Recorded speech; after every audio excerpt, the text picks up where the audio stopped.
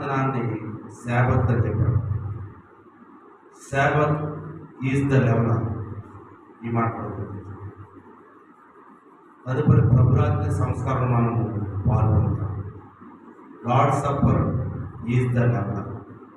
ఈ మూడు మాటలు మనము గుర్తించుకుంటాం.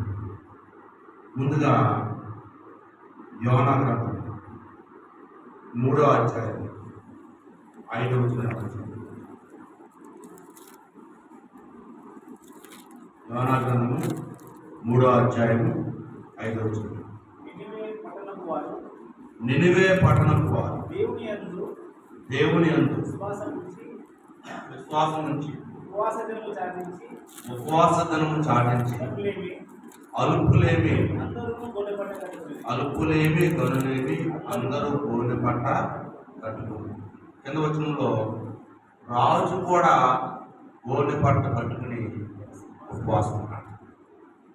ఈ నినివే ఈ చరిత్ర అంతా మనకు తెలుసు. యోనా గారు ఎలాగా దేవుని యొక్క మాటను తిరస్కరించాడు, వాళ్ళు ఎలా మార్పు చెందాడు, ఎలా నినివేకి వచ్చి వర్తమానం చాటించాడు, ఇదంతా మనకు తెలుసు. వారికి వర్తమానం వచ్చింది, మీ పట్టణము దేవుని యొక్క ఉగ్రతకు గురవుతుంది అనేసి. ఎప్పుడైతే వర్తమానం వచ్చిందో వారు గోనె పట్టలు ధరించుకొని ప్రార్థన చేసి ఉపవాసం. దేవుడు తాను చెప్పిన మాటను తిరిగి వెనక్కి తీసుకోవడం ఈ దృశ్యం యొక్క మనకు కనిపిస్తుంది. నేను అలా చేస్తాను మిమ్మల్ని దేవుడు హెచ్చరిక చేశాడు, కానీ దేవుడు పశ్చాత్తాపడి తాను చెప్పిన మాటను వెనక్కి తీసుకున్నాడు. అంతలా దేవుడు ఆ మాటను ఉపసంహరించుకోవడానికి, వారి విషయంలో అన్న మాట గురించి పశ్చాత్తాపడటానికి వారు చేసిన పని ఏంటంట, ఉపవాసం ఉండి ప్రార్థన చేశారు. ఇక్కడ ఇంకో విషయం గమనించాలి. మనం ఉపవాసం అంటే కేవలం మన కడుపు మార్చుకుని అంటే ఆ రోజంతా ఏమి తినపడగా నీరసించి ఉపవాసం ఉంటుంది. అది చేయాలి, అది ఒకటే కాదు. అంతకంటే ప్రాముఖ్యమైన విషయం కనిపిస్తుంది మనకి. రాజు మొదలుకొని పనివాడు వరకు, అల్పులు మొదలుకొని గనుడు వరకు వీరందరూ కూడా ఉపవాసం ఉన్నారు. రాజుగారు తినే భోజనం ఒకలా ఉంటుంది, పనివాడు తినే భోజనం ఒకలా ఉంటుంది, గనులు తినే భోజనం ఒకలా ఉంటుంది, అల్పులు తినే భోజనం ఒకలా ఉంటుంది. ఈ రోజులో కొంచెం తారతమ్యం తగ్గిన కానీ మనకు తెలిసిన తర్వాత 40 ఏళ్ళ క్రితం పేదవారికి ఎటువంటి ఆహారం ఉండదు మన తరాలను చూసి. అయితే రోజు తారతమ్యాలు ఉన్నాయి ఆహారం తినే విషయంలో. ఎప్పుడైతే ఉపవాసం ఉంటున్నారో వీరందరూ కూడా ఏమవుతున్నారంటే ఈక్వల్ అయిపోతారు. రాజు పనివాడు ఇద్దరు ఈక్వల్ అయ్యారు. దేనివల్ల? ఉపవాసం. ప్రతిపక్ష పరిమాణాలు తినేవాడు, వెజ్జీలు తాగేవాడు ఇద్దరు సమానమయ్యారు. అందుకనే ఫాస్టింగ్ ఈజ్ ద లెవెలర్. ఈ మాట లెవెలర్ అంటే ఏంటంటే సమానం చేసేది. కాపీ వేస్తే వాడతాం, గోడల్ని సమానం చేయడానికి, ఎవరు చేయడానికి, దిగుళ్ళు సరి చేయడానికి. మన ఉపవాసం ఉంటున్నప్పుడు మీరు ఎంత కఠినంగా ఉపవాసం ఉండండి. రోజంతా 24 గంటలు అన్నం తినకుండా, నీళ్ళు కూడా తాగకుండా మీరు ఉపవాసం ఉండండి. కానీ తారతమ్యాలు, భేదాభిప్రాయాలు ఉంటే కనుక ఆ ఉపవాసం ఉపయోగము నువ్వు అది నేను ఇది అని మనం అనుకున్నట్లయితే కనుక మన ఉపవాసం ఉపయోగం అనేది మన క్రైస్తవులుగా ఉండి మన మధ్యన స్థాయి భేదాలు కానీ, కుల భేదాలు, మత భేదాలు, లేకపోతే చదువు భేదాలు, ధనం భేదాలు, ఇట్లాంటి అంతరాలు మన మధ్య లేకపోతే నాకు బాగా తెలుసు మీకు ఏం తెలియదు, ఇట్లాంటి అంతరాలు మనలో ఉన్నట్లయితే మన ఉపవాసం ఉపయోగము. ఫాస్టింగ్ అంటేనే మనుషులు సమానం చేయడం దేవుడు ఏర్పాటు చేశారు. ఇది ప్రధానమైనది. మీరు అన్నం తింటూ తినకపోవడం అది సెకండరీ, అది కూడా పాటించాలి. మనం ఉపవాసం అంటే సీరియస్గా ఉపవాసం చేయాలి. కానీ దానికంటే ప్రాముఖ్యమైనది ఏంటంటే అసలు దేవుడు దీన్ని ఎందుకు పెట్టాడంటే మనుషులు సమానము చేయడం.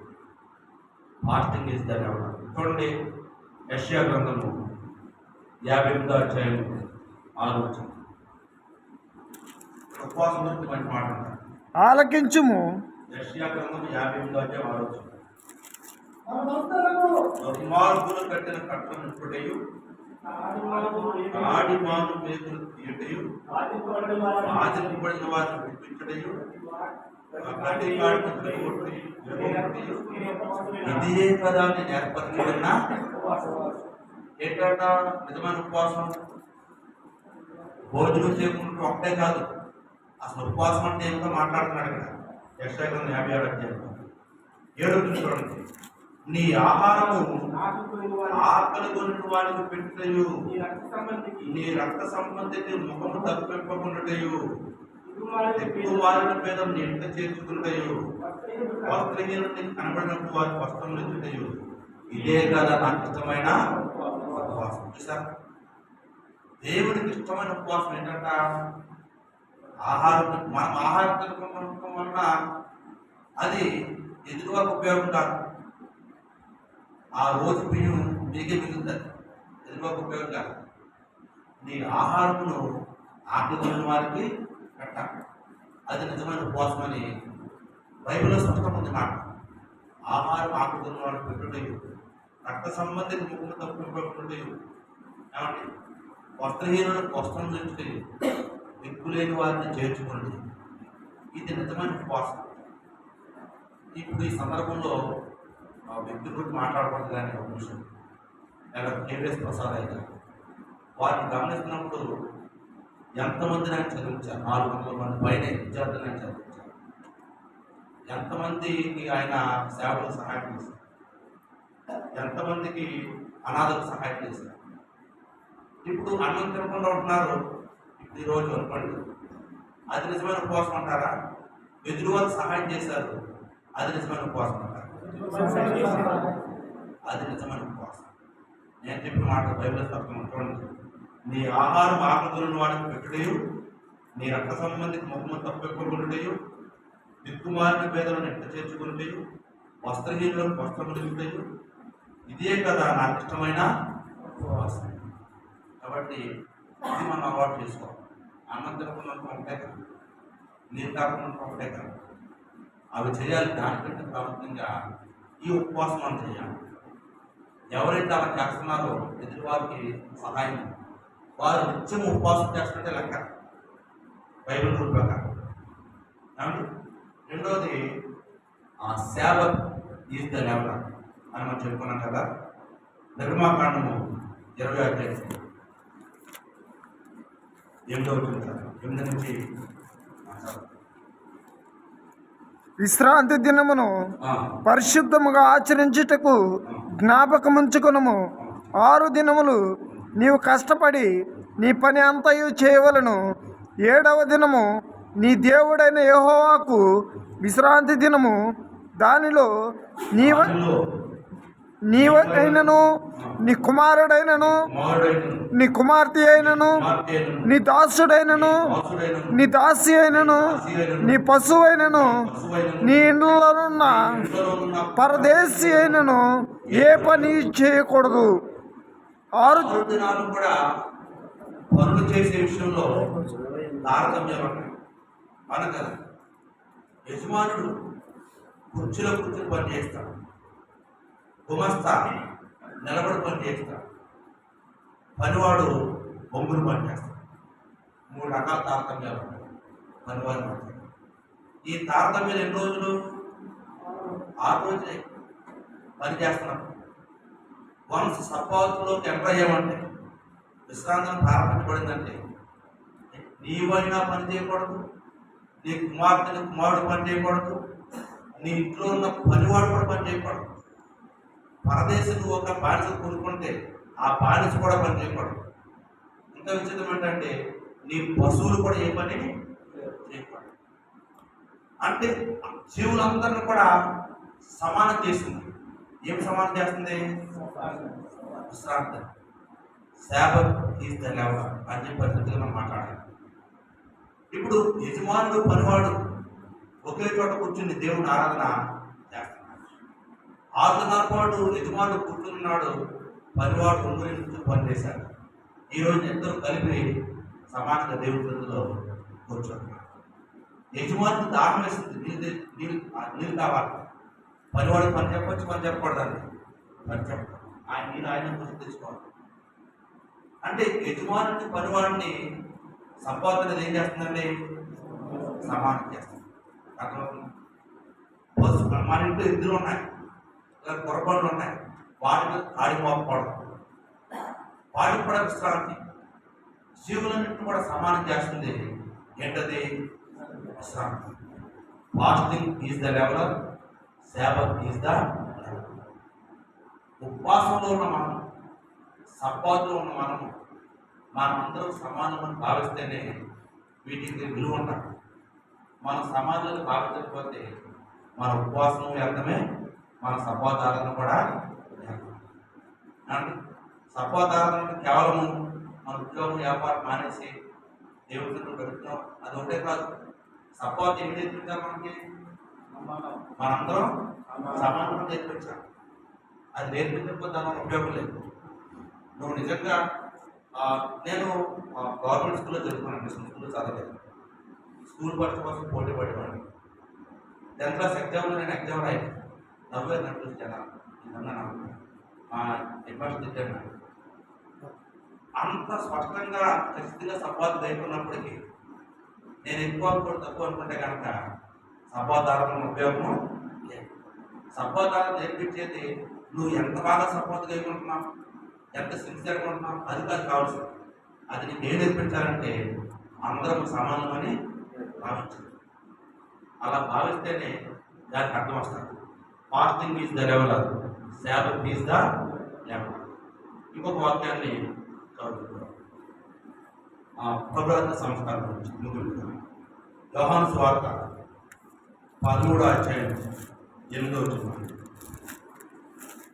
యోహాను సువార్త 13వ అధ్యాయం 8వ వచనం.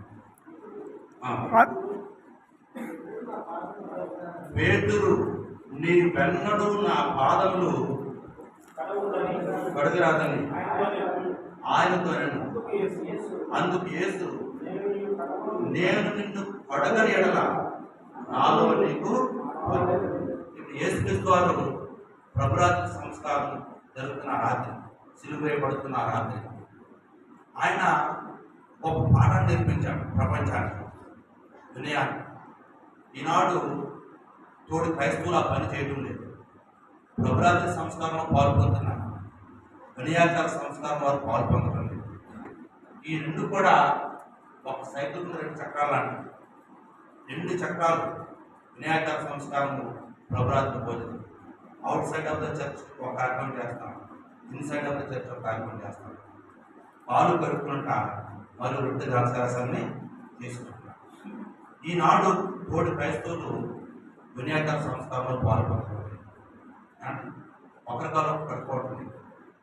పేతురు అన్నాడు, నా కాలును కడకూడదు, బాధపడు, నేను శిష్యుల్ని, నీతో నేను ఎలా సమానం కాగలను అని చెప్పి అంటున్నాడు. ఎవరు? నేను కనుక నీ పాదాలు కడగకపోతే నాలో నీకు పాలిభాగము. ఇంకా చూడండి, ఇదే యోహాను సువార్త 13వ అధ్యాయం 14వ వచనం. కాబట్టి ప్రభువును బోధకుడనైనా నేను మీ పాదములు కడిగిన ఎడల మీరును ఒకరి పాదములను ఒకరు కడగవలసిందే. కడగవలసిందే అంటే అర్థం ఏంటి? ఖచ్చితంగా చేయాల్సింది ఆజ్ఞ. ఇది అన్కండిషనల్ కమాండ్మెంట్. ఇంకా దీనికి ఆల్టర్నేటివ్స్ ఏం లేదు, తప్పించుకునే మార్గం లేదు. ఖచ్చితంగా చేయాల్సింది. నేను బోధకులను మీరు అంటున్నారు, ప్రభువుని మీరు అంటున్నారు. బోధకుని నేను, ప్రభువుని నేను. మీ పాదాలు తిన్నప్పుడు మీరు కూడా ఒకరి పాదాలు కడగవలసింది. ఇప్పుడు ఎదుటి మనము మోకరించి లేదా ఉంగుని అతను పాలు పట్టుకున్నప్పుడు మనకు ఏమి భావిస్తామంటే నేను నీతో సమానం, లేకపోతే నీకంటే నేను ఇంకా అని ఒప్పుకుంటున్నాను. అది అంటే ఎదుటి మనసుతో నేను సమానుడిగా ఎంచుకోవాలి, లేదా ఎదుటి మనసును తక్కువగా ఎంచుకోవాలి. అలా ఎంచుకుంటేనే నువ్వు ప్రభు వల్ల కూర్చోవడానికి అర్హుడు. కాళ్ళు కడుక్కోకుండా, ఎదుటి మనసుతో సమానం ఎంచుకోకుండా, ఎదుటి మనసు కంటే తక్కువ వాళ్ళని ఎంచుకోకుండా నువ్వు ప్రభు వలయకు వచ్చి అది తీసుకోవడం వలన ఉపయోగం అనేది లేదు. అందుకని lords of is the level. ఈ ప్రభురాజ్య సంస్కారం అనేది మనం ఏం నేర్పించాలంటే మనమందరం సమానమే, ఎవరు ఎక్కువ కాదు, ఎవరు తక్కువ కాదు. మామూలుగా ఈ సమాజం నడవడానికి కొన్ని పై పదాలు కిందవాళ్ళు అలా ఉంటాయి, కారణాలు ఉంటాయి. కానీ మన మనసులో మాత్రం ఆ భేదాభిప్రాయాలు అనేవి అనుకోవడం, అది పని వరకే పరిమితి పోవాలి తప్పించి మన అంతరంగంలో తోడకూడదు, ఎక్కువ తక్కువ భేదం అండి. కాబట్టి ప్రభురాజ్య సంస్కారం ఒక వినయాన్ని నేర్పించాడు యేసుక్రీస్తు వారు ప్రపంచాన్ని. క్రైస్తవులు అది మానేసి ఎదుటి వారితో సమానంగా ఎంచుకోకుండా, లేకపోతే వారికంటే తక్కువ వారిని ఎంచుకోకుండా వచ్చి ప్రభు బాలయ్య కూర్చుని వారు అద్భుతంగా కార్యక్రమాలు చేస్తున్నారు.